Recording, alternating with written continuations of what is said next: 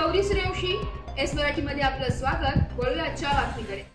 चंद्रपूर जिल्ह्यातील Nagbhid police station अंतर्गत येणाऱ्या व नागभीड पासून जवळपास 7 किलोमीटर अंतरावर मोहाळी मोकासा गावाजवळ येणाऱ्या शिवारात काल दिनांक 18 सप्टेंबर रोजी सायंकाळी 7:30च्या दरम्यान नागभीडकडून येणाऱ्या अज्ञात भरधाव वाहनाने नागभीडवरून मोहाळी येथे परत येत असणाऱ्या संजय वासुदेव पेदाम यांच्या दुचाकीला मागून धडक दिल्याने झालेल्या गंभीर अपघातात सौ रेश्मा संजय पेंदाम व वर्ष अंदाजे 35 यांचा जागीच मृत्यू झालाय।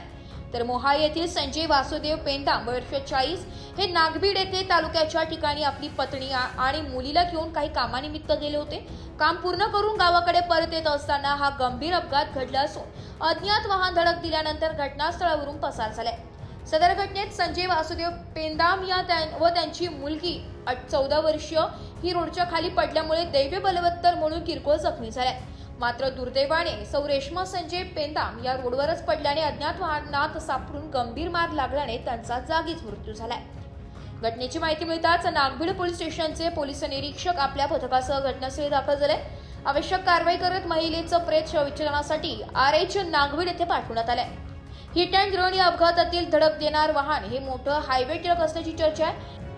आरमोरी उमरेड 353D या महामार्गावर नागभीड कानपा या रस्त्यावर नेहमीच असे गंभीर अपघात घडून येत आहे। कालच्या या अपघातात झालेल्या दुर्दैवी मृत्यूमुळे परिसरात एक मनमिळावू नम्र महिलेच्या अकाली मृत्यूमुळे हळहळ व्यक्त केली जात आहे। एस मराठी न्यूज साठी तालुका प्रतिनिधी संजय रामटेके, नागभीड। अशाच नवीन ताज्या घडामोडी जाणून घेण्यासाठी आमच्या एस मराठी न्यूज चॅनलला लाईक करा, शेअर करा, सबस्क्राइब करा आणि बेल आयकॉनला क्लिक करायला विसरू नका।